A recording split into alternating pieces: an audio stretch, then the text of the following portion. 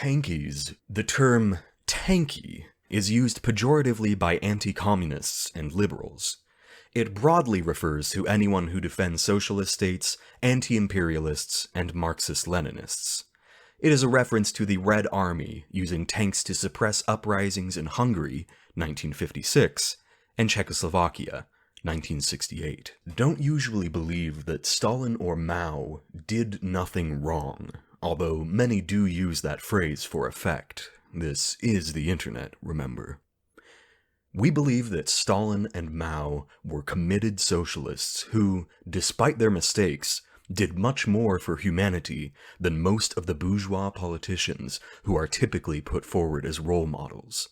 Washington, Jefferson, JFK, Jimmy Carter, and that they haven't been judged according to the same standard as those bourgeois politicians.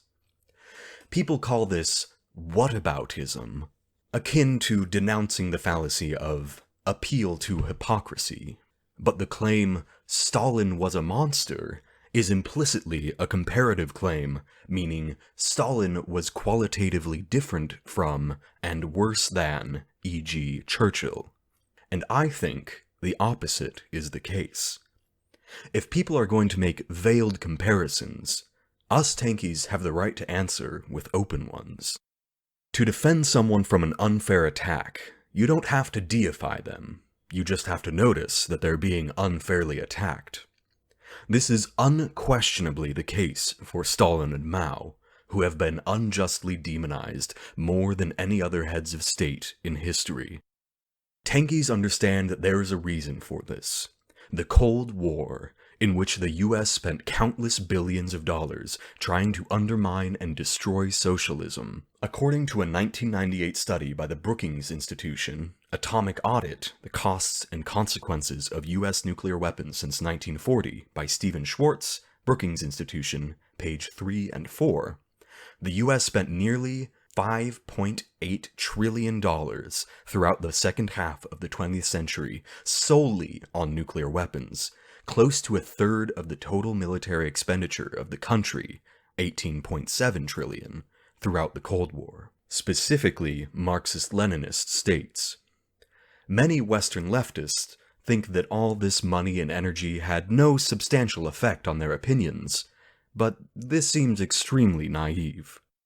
We all grew up in ideological media environments shaped profoundly by the Cold War, which is why Cold War anti-communist ideas about the Soviets being monsters are so pervasive a dogma in the West. The reason we defend authoritarian dictators is because we want to defend the accomplishments of really existing socialism, and other people's false or exaggerated beliefs about those dictators almost always get in the way. It's not tankies, but normies. The term normie is used to refer to people whose worldview is generally aligned with the establishment, who commit the synecdoche of reducing all of really existing socialism to Stalin and Mao.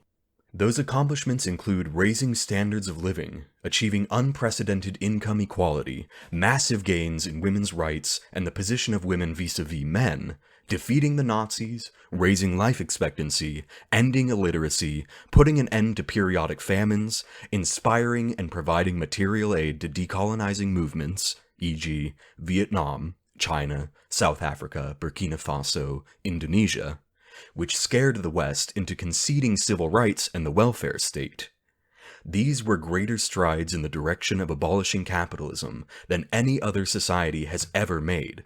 These are the gains that are so important to insist on against the CIA Trotskyist ultra-left consensus that the Soviet Union was basically an evil empire and Stalin a deranged butcher. There are two approaches one can take to people who say socialism equals Stalin equals bad. You can try to break the first leg of the equation, or the second. Trotskyists take the first option. They've had the blessing of the Academy, Foundation, and CIA money for their publishing outfits, and controlled the narrative in the West for the better part of the last century. But they haven't managed to make a successful revolution anywhere in all that time. Recently, socialism has been gaining in popularity, and so have Marxism-Leninism and support for Stalin and Mao. Thus, it's not the case that socialism can only gain ground in the West by throwing really existing socialism and socialist leaders under the bus. The thing is, delinking socialism from Stalin also means delinking it from the Soviet Union, disavowing everything that's been done under the name of socialism as Stalinist. The socialism that results from this procedure is defined as grassroots, bottom-up, democratic, non-bureaucratic, non-violent, non-hierarchical. In other words, perfect. So whenever real revolutionaries, say for example the Naxals in India, do things imperfectly, they are cast out of socialism and labeled Stalinists. This is clearly an example of respectability politics run amok. Tankies believe that this failure of solidarity, along with the utopian ideas that the revolution can win without any kind of serious conflict or without party discipline, are more significant problems for the left than is authoritarianism. See Engels for more on this last point. We believe that understanding the problems faced by Stalin and Mao helps us understand problems generic to socialism, that any successful socialism will have to face sooner or later.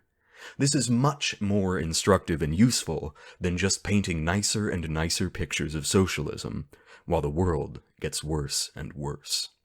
It's extremely unconvincing to say, sure, it was horrible last time, but next time it'll be different. Trotskyists and ultra-leftists compensate by prettying up their picture of socialism and picking more obscure, usually short-lived, experiments to uphold as the real deal. But this just gives ammunition to those who say, socialism doesn't work, or socialism is a utopian fantasy. And lurking behind the whole conversation is Stalin, who, for the average Westerner, represents the unadvisability of trying to radically change the world at all. No matter how much you insist that your thing isn't Stalinist, the specter of Stalin is still going to affect how people think about any form of socialism. Tankies have decided that there is no getting around the problem of addressing Stalin's legacy. That legacy, as it stands, at least in Western public opinion, they feel differently about him in other parts of the world, is largely the product of Cold War propaganda. And shouldn't we expect capitalists to smear socialists, especially effective socialists? Shouldn't we expect to hear made-up horror stories about really existing socialism to try and deter us from trying to overthrow our own capitalist governments? Think of how the media treats Antifa. Think of WMDs in Iraq. Think of how concentrated media ownership is. Think of the regularity with which the CIA gets involved in Hollywood productions. Think of the entirety of dirty tricks employed by the West during the Cold War, starting with the invasion of the Soviet Union immediately after the October Revolution by nearly every Western power. And then tell me they wouldn't lie about Stalin. Robert Conquest was IRD. The Information Research Department, 1948 to 1977, was an anti-communist propaganda unit of the British Foreign Office. This is the department for which George Orwell compiled a list of 38 journalists and writers who should be barred from employment due to their being communists, homosexual, Jewish, or black, and anti-white. Gareth Jones worked for the Rockefeller Institute, the Chrysler Foundation, and Standard Oil, and was buddies with Heinz and Hitler. Solzhenitsyn was a virulently anti-Semitic fiction writer. Everything we know about the power of media and suggestion indicates that the anti-communist and anti-Stalin consensus could easily have been manufactured irrespective of the facts. Couple that with an appreciation for how legitimately terrified the ruling classes of the West were by the Russian and Chinese revolutions, and you have your means and motive. Anyway, the basic point is that socialist revolution is neither easy, as the Trotskyists and ultra-leftists would have it, nor impossible, as the liberals and conservatives would have it, but hard. It will require dedication and sacrifice, and it won't be won in a day.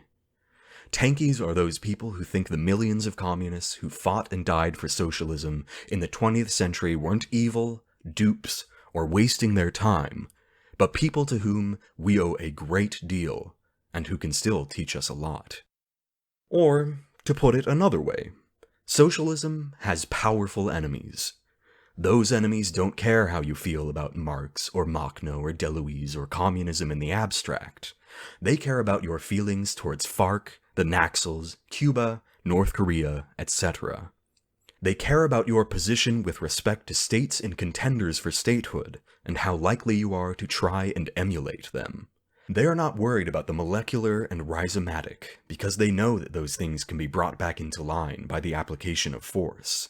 It's their monopoly on force that they are primarily concerned to protect.